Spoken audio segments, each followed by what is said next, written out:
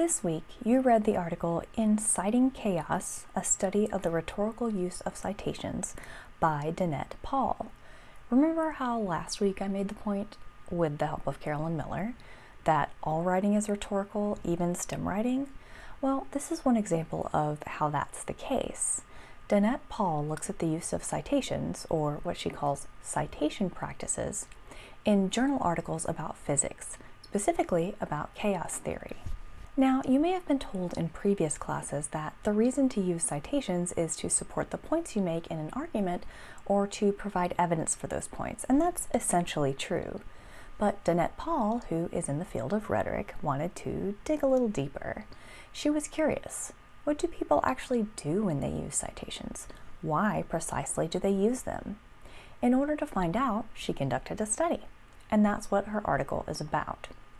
She narrowed down her study to just look at citations in chaos theory articles because looking at all the citations ever would be kind of impossible, but she laid the groundwork for other researchers to do similar studies of why people use citations, which is actually what you are doing for your MRAD article project, the collaborative one. So let's dig into these questions. Question 1. What are the 5 types of citation practices that Danette Paul identifies in articles about physics? Paul talks about both citation features and citation practices, and to explain citation practices, I have to start by explaining citation features. A feature of a citation is some kind of characteristic or attribute about that citation. So Paul identifies 4, not 5, features of citations or attributes. Location within the article, method of identifying citation, level of acceptance of concept cited, and purpose or function of the citation. These are the features of citations. For each feature, there are corresponding citation practices, or what the author actually does with the citation. Let's take a look at them one by one. First, location.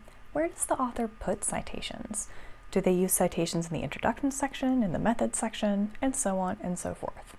You can technically put a citation anywhere in the paper, but authors tend to put them in particular places, and Danette Paul wanted to find those patterns.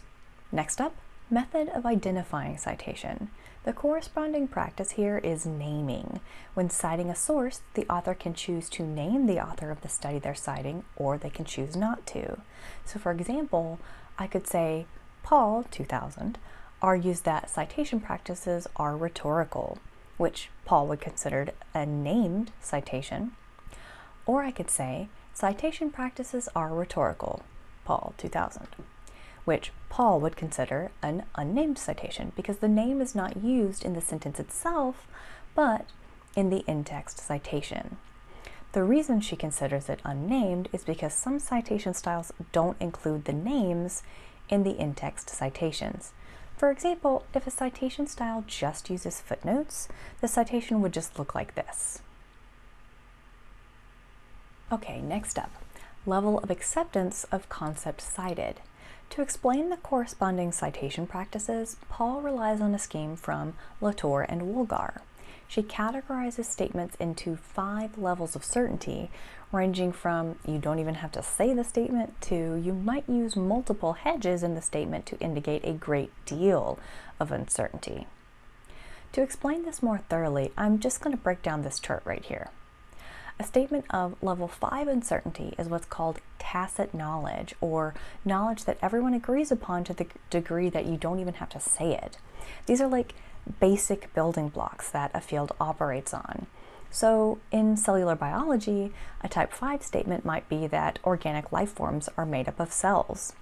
You won't find a statement like that in any journal articles in cellular biology because everyone already knows that and they all agree that it's true. A statement of level 4 uncertainty is still pretty certain, but it's written down, so it might actually appear in an article, but it won't be given any citations. So Paul gives the example, period doubling is a route to chaos. The way this is presented, it's a level 4 statement because it's stated as if it's a fact. It's really certain, as if everyone already knows and agrees with it. but there's no citation, there's no author given to say this is the person who first discovered that period doubling is the root to chaos, or something like that. Level 3 statements are fairly certain, but they're written down and they are given citations. Paul gives the example of period doubling is a route to chaos, with the citation Feigenbaum 1978. She also gives the example Feigenbaum 1978 demonstrated that period doubling is a route to chaos. She might also have said Feigenbaum noted or Feigenbaum states. The words demonstrated, noted, and states all indicate pretty high levels of certainty, but they do still have that Feigenbaum 1978 citation. Level 2 statements are where things start getting a bit uncertain. Level 2 and Level 1 statements use what is called a hedge, which is just a fancy linguistic way of saying that the author uses words that indicate uncertainty.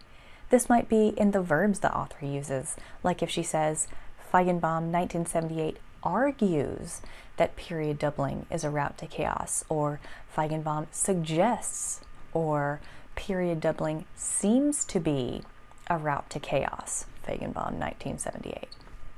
These statements all have one instance of a word or words indicating uncertainty, so they are level 2 statements. A level 1 statement, according to Paul's scheme, has 2 hedges, so something like Feigenbaum's recent conjectures seem to indicate that period doubling is a route to chaos. Recent conjecture is one hedge, seem to indicate is the second hedge. Phew! So those are the possible citation practices for the citation feature level of acceptance. Finally, the last citation feature is the rhetorical function of the citation. Why is the author using it? Paul gives 4 possible reasons to use a citation. There might be more, but she just gives 4. To create interest, to give background, to indicate a research gap, and to introduce new research. Okay, those are the 4 features and practices of citations. Importantly, you'll notice that there are only 4 of them. The question did ask for 5, which was an error on my part. Alright, let's move on to the next question. What does Paul say about the effectiveness of these strategies? Why do physicists use these strategies?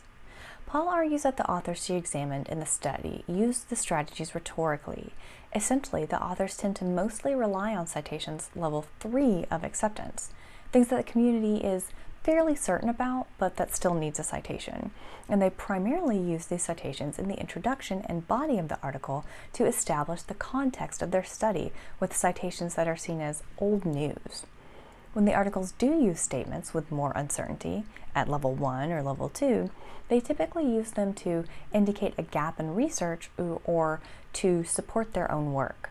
Check out figures 6, 7, and 8 on pages 207 to 209 to see more about what I mean. Finally, the last question. What does this research indicate about citation use in general?